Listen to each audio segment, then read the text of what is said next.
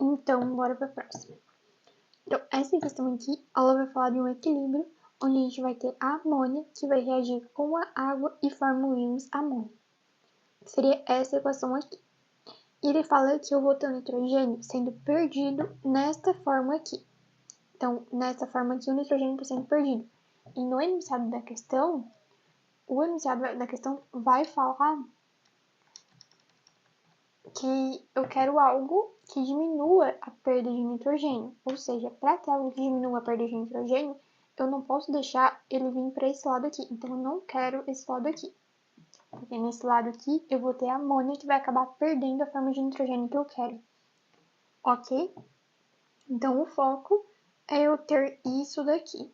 É deslocar o equilíbrio para este lado. Vamos lá ver as alternativas. Ok. Óxido de cálcio.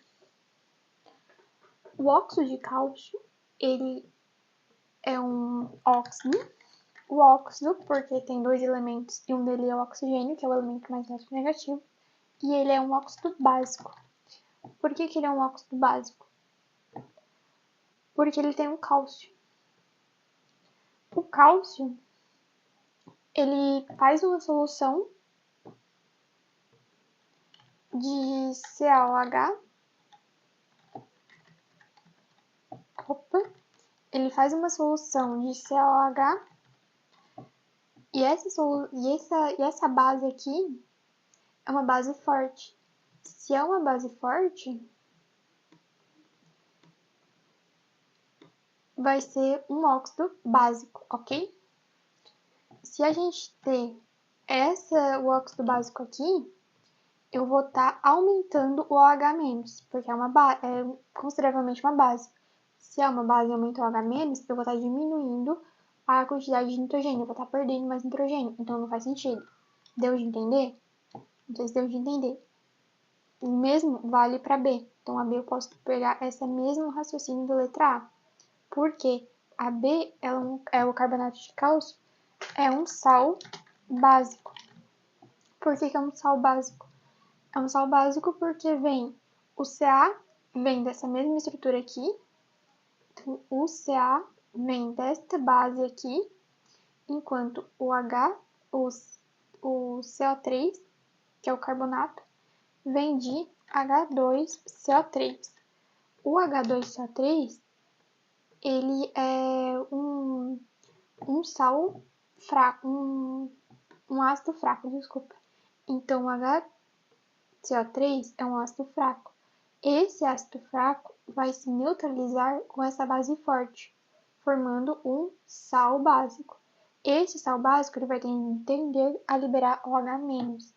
Então, se eu tenho liberação de OH-, eu vou lá na minha equação de equilíbrio químico, e vejo onde tem OH-. Se eu aumentar a concentração de OH-, eu vou estar deslocando o equilíbrio para este lado aqui. O que eu tenho uma perda, eu vou perder o nitrogênio, beleza? E isso é o que a gente não quer. Então, deu de entender, né? Eu não quero que tenha bases fortes, porque bases fortes vai acabar liberando OH-, o que desloca o equilíbrio para onde? Para a perda de nitrogênio, tá? O mesmo vale para hidróxido de magnésio.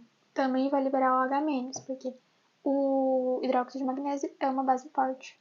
Bases fortes são bases O. Bases fortes, a gente tem a família 1, 1A e a família 2A, beleza? Aí tem algumas exceções, né? Mas posso considerar isso o correto. Eu acho que o magnésio em si, acho que eu errei nessa parte. O magnésio em si, ele não é base, ele não faz a base ser forte. Porém, continua sendo uma base e continua liberando OH, certo? Então, continuando aqui, a gente tem, perdão, sulfato de alumínio, eu já ia pular. Vamos aqui para C, sulfato de alumínio. O sulfato de alumínio, ele é um sal ácido. Por quê? Porque a gente vai ter o Al OH3. Isso daqui é uma base fraca. Uma base fraca porque o alumínio não tá nem na família 1 nem na família 2. Beleza? Por isso que é uma base fraca. E o SO4 vem de H2, SO4, que é um ácido muito forte, ok? A gente tem um macete para o ácido forte, que seria para os ácidos fortes, só que os oxiácidos, que têm oxigênio. Então, ácidos que têm oxigênio, eu posso descobrir se ele é fraco ou se ele é forte, fazendo um macete que seria diminuir o número que tem no oxigênio pelo número que tem no hidrogênio. Se der igual 1, é moderado. Se der maior que 1, é forte, que seria esse caso. E se der menor que 1, é fraco. No caso, eu tenho 4 menos 2, que resulta em 2. 2 é maior que 1, então é um ácido forte. É um macete ali. Resumindo, a gente vai ter uma base fraca com um ácido forte. Acabei de perceber que F vale tanto para fraco quanto para forte, mas acho que deu de entender, né?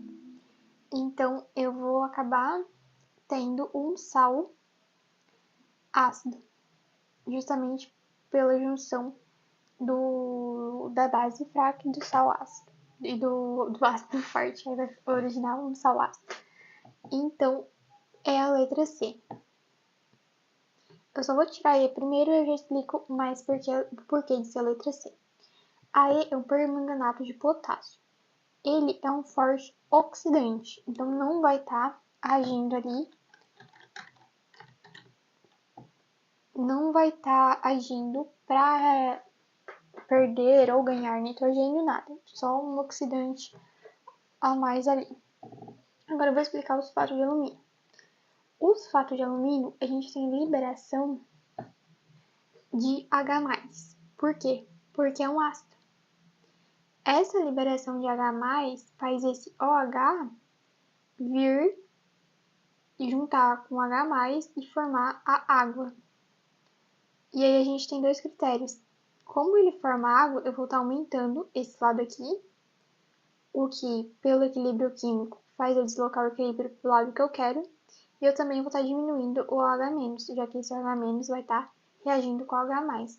Então, eu vou estar acabando, de fato, de ter um maior ali número de amônio, beleza? Eu espero que tenha dado de entender essa questão. Essa questão aqui, para resolver em 1 minuto, tipo, bem fácil. Se a gente só ler essa parte aqui, ó, só lendo essa parte, já dá de resolver. O paciente está incorreto, porque o objetivo da vacina é, basicamente, está perguntando o objetivo das vacinas. Bora lá? Estimular o corpo a sintetizar interferons? Interferons? Não, né? O objetivo da vacina não é sintetizar os interferons. Fornecer uma barreira física? Não, não é barreira física, beleza? Barreira física seria, por exemplo, uma máscara, uma barreira física. Estimular o organismo a produzir anticorpos. Perfeito. A gente tem o objetivo da vacina, é a produção dos anticorpos pelo próprio indivíduo. É uma ação ativa, beleza? O próprio indivíduo vai produzir, que é diferente do soro, que acaba sendo passivo. Fornecer células de defesa, não. Isso aqui é o objetivo do soro. Fornecer imunoglobinas, a mesma coisa. Sim, é estimular o próprio organismo a produzir, fazer essa produção. Ok, agora vamos para essa questão de eletrodinâmica, né? Então, ele pede o comprimento 2. Pulando para a parte importante, a gente tem esse circuito, ele vai ter uma resistência de 60 e uma resistência que a gente não sabe o valor. No texto, ele fala que esse valor L, que é o valor do comprimento da resistência, com 3,6, a resistência equivalente é 240. Lembrando que a resistência equivalente envolve esse e esse, que são ligados em série. Se o total é 240, aqui é 60, então aqui, no primeiro caso, que é com comprimento de 3,6, ele vai ser exatamente 0,3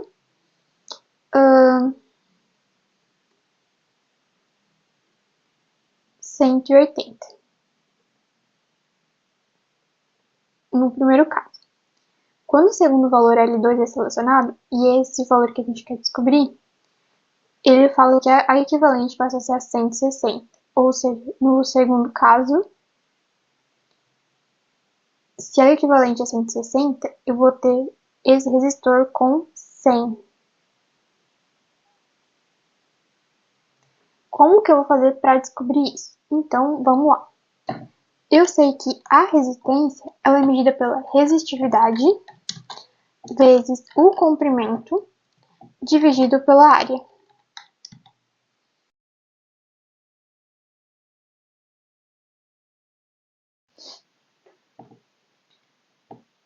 Ok, vamos lá. Então, o R a gente tem dos dois casos, a resistividade a gente não tem nenhum dos dois casos.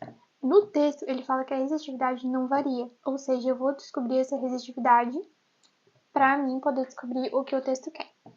O comprimento, ele dá em um dos casos, e a área, ele não dá em nenhum dos casos, ele também nem chega a mencionar a área. Então, a gente vai considerar que a área é igual para ambas. Então, a gente vai falar que a área é igual a A em ambos os casos. Vamos lá descobrir a resistividade no primeiro caso. No primeiro caso, a resistência é 180, igual a resistividade vezes 3,6 dividido por A. Isolando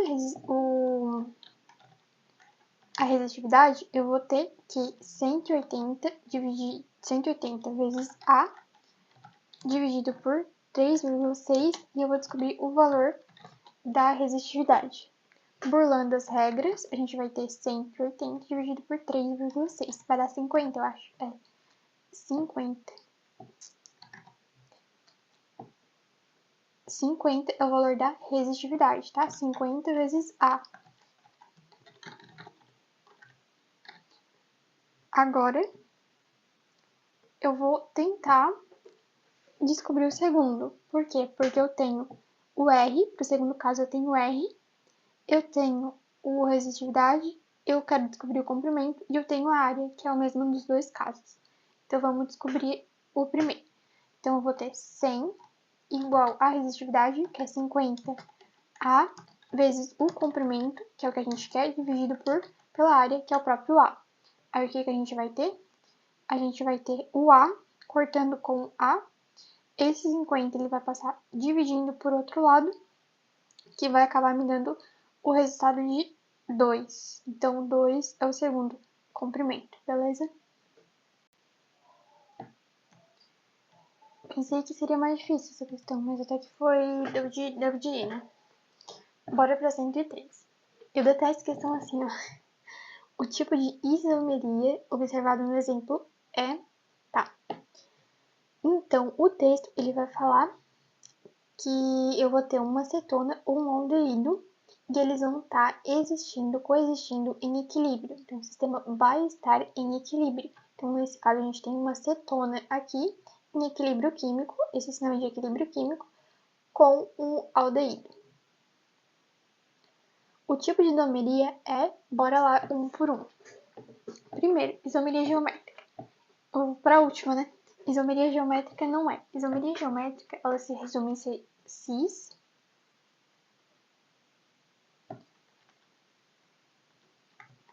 ou trans. Não está relacionado aqui. Cis seria, eu teria que ter dupla entre carbonos, eu só tenho dupla aqui, mas não tem nenhuma dupla aqui, então não é uma isomeria geométrica.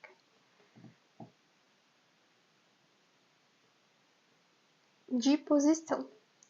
Isomeria de posição seria a posição de algum elemento, alguma insaturação, por exemplo, e não é o caso aqui.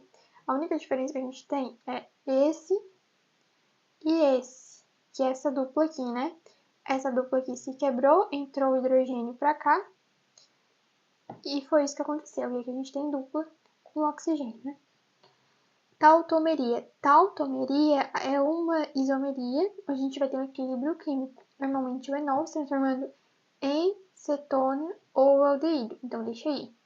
Metameria, não. Metameria é a posição do heteroátomo. Não tem heteroátomo em nenhum dos casos. Isomeria de cadeia. Isomeria de cadeia também não, porque ambas são cadeias fechadas e um pedaço aberto, né?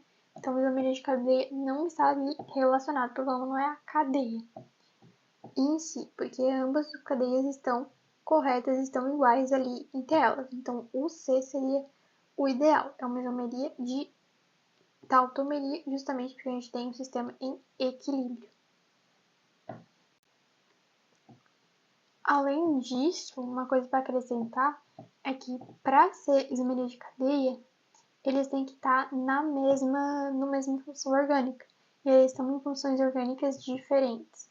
Okay? Então, se eles tivessem a mesma função orgânica, mas se tivesse uma cadeia aberta e uma fechada, seria isomeria de cadeia. Bora já para a próxima. A 114. Ela vai falar de uma construção de uma hidrelétrica e essa construção de hidrelétrica aumentou os gases de efeito estufa daquela região. E a pergunta é justamente por quê? Por que construir uma hidrelétrica aumentou a emissão de gases de efeito estufa? Pelas cianobactérias que liberam gases como resultado da fotossíntese. Não, né? O resultado da fotossíntese vai liberar gases. Quais são os gases liberados na fotossíntese? A gente tem principalmente o O2 e a gente também tem a água ali sendo liberada, a glicose, né? Desculpa. Então, O2 e glicose sendo liberados na fotossíntese. As bactérias heterótrofas que atuam na desnitrificação do solo. Desnitrificação do solo, elas liberam N2 para a atmosfera, que não é um gás de efeito estufa, beleza? Organismos que convertem gases atmosféricos em compostos orgânicos. Isso seria, por exemplo, pegar um gás atmosférico e transformar em um composto orgânico, ou seja, eu não estou aumentando o efeito estufa, porque eu já estou convertendo um gás atmosférico em um composto orgânico, então não. Como, por exemplo, pegar o CO2 e transformar ele em glicose.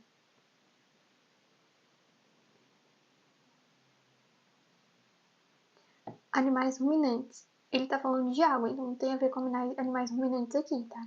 Por mais que o animais ruminantes libere metano, que seria CH4, não está relacionado com o contexto da questão de ser em ambiente aquático.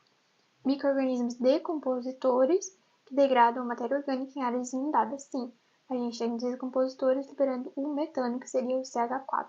E o metano, ele é horrível por efeito estufa, né? Então, ele corrói muito as partes de efeito estufa. Então, perfeito, micro-organismos decompositores.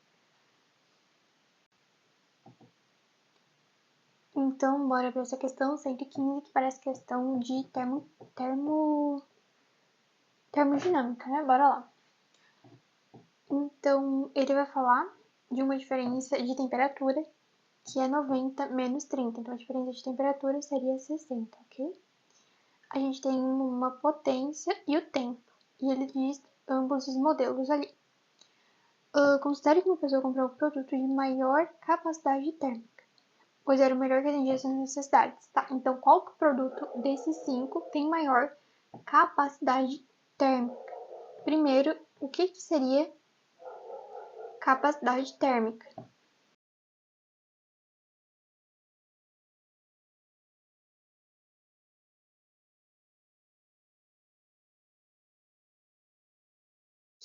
Então, bora aqui. Eu dei uma apagada para ficar mais limpo aqui. Já que esta parte aqui é para a gente descobrir qual é maior que. Para ter maior que, eu vou ter a potência vezes o tempo. Vou fazer essa multiplicação e vou ver qual que é o maior. Delas, qual for maior, vai ser maior também ali a capacidade térmica. Aqui eu vou ter 25, que é fácil de fazer, né? E 3 zeros. Aqui eu vou ter 6, 12 e 3 zeros também, que já vai fazer ela sair. Aqui eu vou ter 9.500. Já faz essa aqui sair, já que aqui eu vou ter 25.000. Aqui eu vou ter 5, 10, vai 1, 8, 16, mais 1, 17. Aí adiciona 2 zeros, seria 17.000, que também perde valor, porque o último é maior. E nesse daqui eu vou ter 30.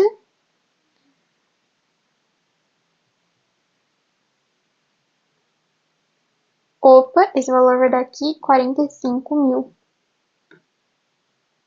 45.000, então esse aqui já sai. É só uma multiplicação, tá? Eu falei que eu ia dar só o resultado, só que a multiplicação tava muito fácil, né? Eu pensei que era de dividir, mas não, é só multiplicar a potência vezes tempo para dar igual o Q, né? Por essa, que seria a energia, que seria essa fórmula aqui que a gente estava usando. Ok, bora para 116.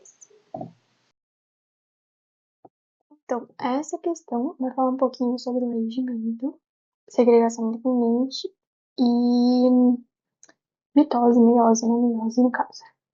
Ok, então na pergunta ele diz que nesse cenário descrito no texto ocorre segregação independente em que casos? Então, o que ele fala no texto? Ele fala no texto que a gente vai ter duas possibilidades. Ou genes estão localizados em cromossomos diferentes ou no mesmo cromossomo. Caso os genes estão no mesmo cromossomo, eles vão originar pelo mesmo gameta e nisso não há segregação independente. Então ele fala que não há segregação independente caso os genes estejam no mesmo cromossomo. Ou seja, eu tenho genes aqui, esse gene aqui está no mesmo cromossomo, não vai ocorrer segregação independente. Porém, tem uma exceção no qual esse gene aqui sofre sim segregação independente. Aí ele pergunta qual é essa exceção. Beleza, eu vou explicar aqui primeiro, depois a gente vai eliminar. No caso, eu vou pegar esse gene aqui, o gene vermelho. Esse gene vermelho, ele tá em um cromossomo. Esse cromossomo vermelho, ele tem genes que são localizados no mesmo cromossomo. O mesmo vale para o azul. Porém, se ocorrer um negócio chamado de permutação ou crossing over, eu vou ter sim uma segregação independente. Por quê? Porque a gente vai ter troca genética. Ó, eu vou pegar a perninha, o vermelho pega a perninha do azul e o azul pega a perninha do vermelho. Então a gente vai ter uma troca ali. Então eu vou ter um gene, agora a gente olha para esse gene aqui. Então esse cromossomo aqui, inicialmente, tem genes localizados no mesmo cromossomo, então ele não sofreria segregação independente. Porém, nessa situação aqui, eu vou ter de dois genes diferentes, dois tipos de genes diferentes.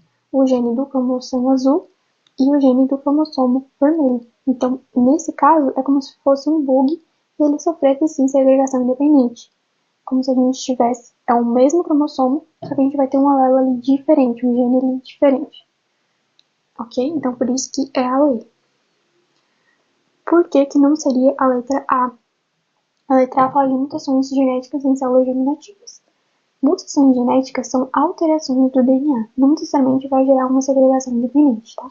Segregação independente seria quando eu vou ter os genes localizados em cromossomos diferentes. Translocação cromossômica em células somáticas. Primeiro já vai eliminar pelas células somáticas. Células somáticas só sofrem mitose, ok? E as células germinativas, meiose. Na segregação independente, a gente vai ter ali uma recombinação genética que só ocorre em meiose. E também eu poderia tirar pela translocação. Translocação só ocorre em cromossomos não homólogos. E o que eu me refiro é cromossomos homólogos.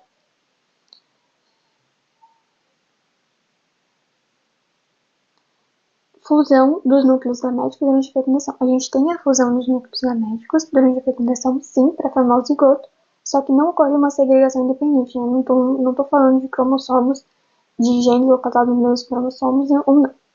Deleções de trecho, quando a gente tem deleções de trecho, a gente vai ter eliminação de um trecho, né? A gente vai ter aqui um DNA, um cromossomo, e esse cromossomo eu vou apagar ali um trecho dele, eu vou apagar um trecho desse cromossomo aqui, e isso é uma deleção. Não necessariamente está ocorrendo nada de recombinação, segregação independente, em nenhum caso desse tipo. Então, por isso que seria Ah, é mesmo, permutação. Por quê? Porque para ocorrer segregação independente, os genes têm que estar localizados em cromossomos diferentes. Só que, nesse caso, na permutação, eu vou ter parte do gene indo para outro cromossomo. Isso já dá um bug que faz o cromossomo pensar que ele tem ali genes diferentes. Por isso que seria a alternativa E. Eu falei de maneira metafórica aqui de bug para ser mais simples de entender, tá? Então, o texto, ele começa falando de crescimento vegetal e parece que vai falar dos hormônios vegetais, né? Só que não. A pergunta é o composto que vai ser utilizado em conjunto é qual? Então, ele deixa claro que o composto é um ácido orgânico. A gente vai ver nas alternativas, o único que tem ácido orgânico é a letra A. Lembrando que, para ser um ácido orgânico, um ácido carboxílico, tem que ter COOH. No caso, eu vou ter o carbono. Nesse carbono, eu vou ter uma dupla O. E eu também vou ter ligado ao mesmo carbono um OH. Ok? Então, a única alternativa que tem seria essa daqui, ó. Onde eu vou ter um carbono, um C duplo O, e esse carbono ligado com OH. Vai ter tanto ali como aqui. Aqui a gente tem só o OH, que seria caracterizado como um álcool. A gente tem C duplo O com O, que seria um éster. Aqui a gente tem um álcool e uma amina. Aqui a gente tem amidas, porque o N tá ligado com o C e o C tá fazendo duplo O, que caracteriza uma amida, beleza? Ok, agora a questão ali de fotossíntese, né? Um pouquinho de ecologia também. Então, ele fala que no processo de fotossíntese, os seres autotróficos não passam toda a energia que eles produziram para os consumidores primários. Então, os consumidores primários não usam toda a energia que foi produzida pelos seres autótrofos no processo de fotossíntese. Aí a gente tem um critério, né? Os seres autótrofos que fazem fotossíntese, a energia que eles produzem é chamada de produtividade primária bruta. Enquanto a energia que os consumidores primários usam, que chega para eles, é chamada de produtividade primária líquida. Por quê? Porque a produtividade primária bruta menos a líquida dá igual à energia que os próprios autótrofos, seres autótrofos, vão utilizar para os meios metabólicos. Por exemplo, uma árvore. Uma árvore ela realiza fotossíntese. Toda fotossíntese que ela usa é chamada de produtividade primária bruta. Porém, ela também vai realizar respiração. Essa respiração, a gente pode considerar o R de respiração, que é todo o metabolismo dela, vai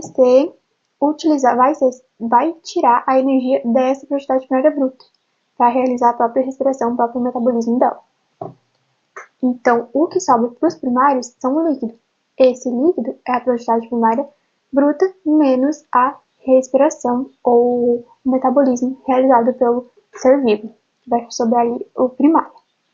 Então, parte da energia está indisponível a esses consumidores. Por quê? Porque foi utilizada pelos seres autótrofos para processos metabólicos, como um exemplo seria a respiração.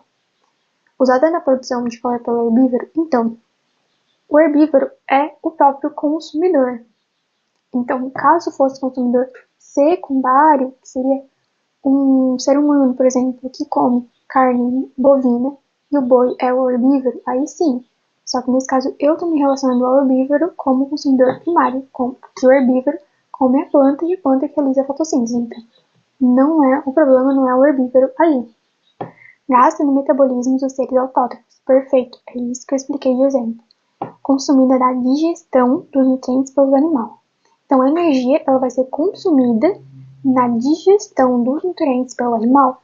Não estou falando de animal aqui. Eu estou perguntando por que o animal, o consumidor primário, o animal primário ali, não recebe toda a energia que vem da fotossíntese. Utilizado na mastigação, ó, a mesma coisa. O negócio aqui não é o animal. O negócio é o vegetal. armazenada na forma de moléculas orgânicas pelos produtores. Não, né? Os produtores eles não vão armazenar essa energia, eles vão utilizar ela para gasto ali metabólico. Então, bora lá para essa questão aqui de a 119. Então, a 119 eu vou falar da maionese e vou falar que a maionese tradicional ela possui entre 70% e 80% de óleo e é adicionado nela o ovo que é um agente emulsificante.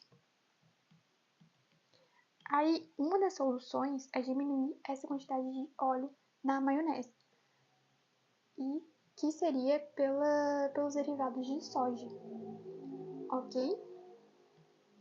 Aí, nesse derivado de soja, a gente vai ter um grande destaque para emulsificações do tipo óleo em água devido à capacidade de emulsificar e estabilizar as emulsões, ok? Então, esse é um dos benefícios ali de trocar a maionese pelos derivados de soja. Vamos lá. Aí ele fala, os derivados de soja podem ser preparados no novo molho, pois promovem o quê? O que ele vai promover? Então, tem a ver com emulsões. Ele ter estabilizantes, né?